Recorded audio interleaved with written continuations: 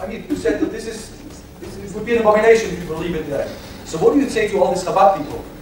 What do you say to all these people who believe that the Mlubavitch of the Rebbe is the Mashiach? I'm not going to lie to you. When the Rebbe, who I met many times and loved him very, very much, and why he thought I was worthy of time with him, I'm not sure, but I'm very grateful that I did. It is possible, given that in every generation is someone who's ready to be the Mashiach, in every generation. That's why Mashiach is called a branch. Why? Where's the branch? Because like a tree has so many branches, there's so many people who could be the Mashiach. In every generation, someone else has to rise up. That possibly, maybe if the generation had deserved it, then maybe he could have been the Mashiach for that generation. I answered you directly. It could, but as it turned out, the generation didn't deserve it because of what it says in Isaiah 59, verse 19 and 20. That a Redeemer will come to Zion, to those who repent in Jacob, and the Jews were not worthy of him. It's possible. I don't know this. But what happened was, unfortunately, there were people that whatever the Rebbe did, that became what the Messiah was supposed to do. So when he became ill, I remember when he had the stroke, and then the second very catastrophic stroke. So I remember in front of the hospital, they were his followers, they were saying, the Rebbe cannot die, it's impossible. They said, in fact, the Rebbe is going to miraculously recover, because the Messiah can't die, and that will be the sign that he's the Mashiach. Then what happened was, he died. So then, unfortunately, a sect from that came out and said, aha, he's supposed to die. I don't know what percentage of people who are Lubavitchers today believe this. I hope it's small, I don't know, but